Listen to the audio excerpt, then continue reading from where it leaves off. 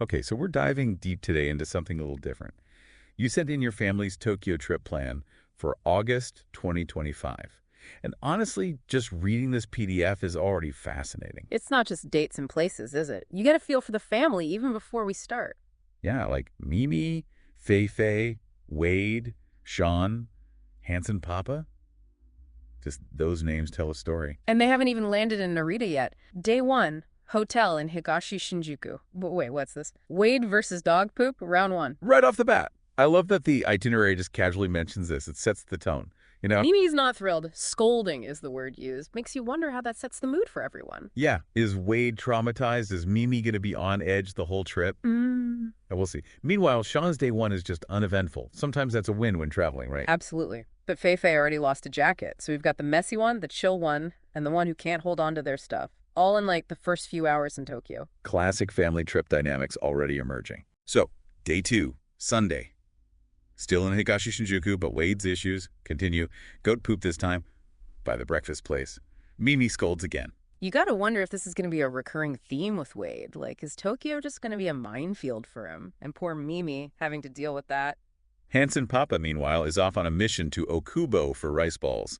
The dad keeping everyone fed, gotta love that. Sean's now asking for Pokemon stuff. Makes sense, you're in Japan. Kid's gonna want the goods. Oh, yeah, classic souvenir situation. And guess who loses the Pokemon thing? Pretty much the second Sean gets it. Yep, Fei Fei strikes again. This is becoming a pattern. Maybe she needs a little backpack leash, you know, those kid ones. Day 3, Monday, change of scenery. Lake Kawaguchiko, hoping for Mount Fuji views. Beautiful, serene. Until bam, bird droppings hit Wade and Sean. What are the odds? Even in paradise, there's poop. The itinerary actually says Fei Fei was good this day, behaved well, didn't lose anything. So maybe she heard Mimi loud and clear after the Pokemon incident. Mimi's still scolding, though, so maybe not totally relaxed. Okay, day 4, Tuesday. Now this is interesting. Wade, Mr. Poop Magnet, suddenly wants to buy a gift for his girlfriend. Everyone's surprised, says the itinerary. Oh, that's sweet. It's like under all that mess, there's a thoughtful kid in there. Right. Show's trips bring out different sides of people. They go to Sunshine City in Ikebukuro on the IBUS. Gotta remember coins. Those little notes make it so real. Totally. And now Sean wants a girlfriend, too. Clearly influenced by Wade. Sibling rivalry, but in a cute way. They get caramel apples at Ringo. Sounds yummy. But then, Fei Fei's summary of her brothers. Idiots. Short, sweet, and says it all. Teenage girl exasperation, I can relate. Day ends at Sensoji Temple in Asakusa, so we get some culture in there too. Busy day. It really is like a microcosm of the whole trip, right? Practical stuff, funny moments, sibling stuff, and some actual sightseeing. Day 5, Wednesday, they're off to Kawago, using the Seibu Shinjuku line. But first, gotta stop in Shibuya, see Hachiko. And Fei Fei, good thinking, suggests using Hachiko as a meeting point if they get lost. Practical A&D referencing a cultural icon. Fei Fei's coming into her own. Handsome Papa then tells them the whole Hachiko story, so it's not just a statue anymore, it's got meaning. Exactly. Bringing history to life for the kids. Now, the idea of getting lost gets interesting reactions. Wade's all for it, says he'd just stay in Japan and become Japanese. Sean's adamant about not staying lost, no place like home, and all that. Two opposite approaches to the unknown.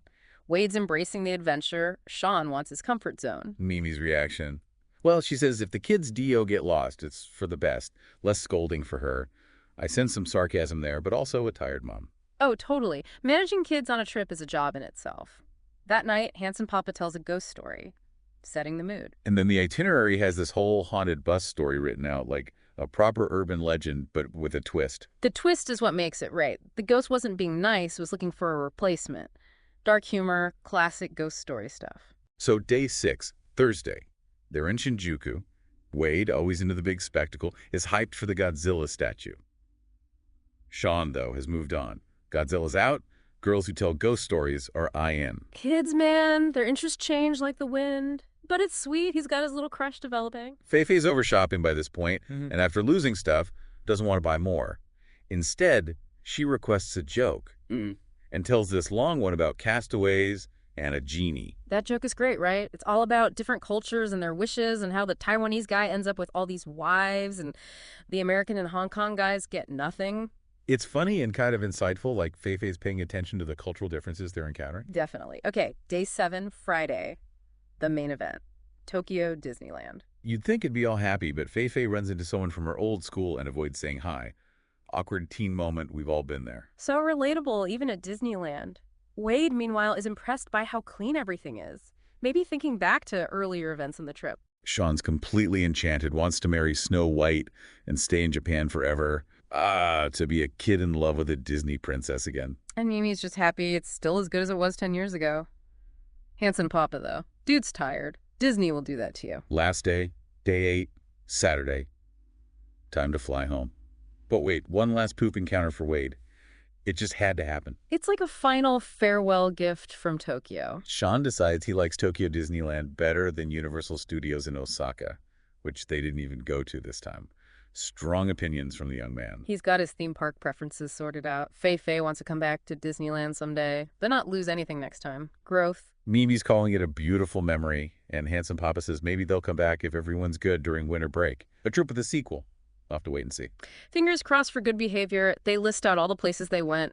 Narita Airport, Higashi Shinjuku, Tokyo Tokyo Tower, the trip out to Kawaguchiko, Kawago, even the Ghibli Museum. Packed itinerary.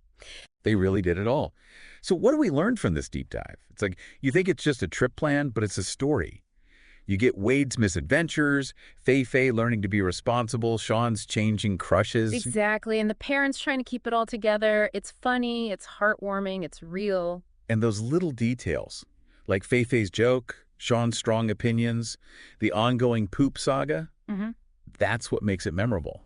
For our listeners, I think this shows that even family trips, which can be stressful, are full of these little moments that become the story you tell later. Absolutely, and it makes you think, right?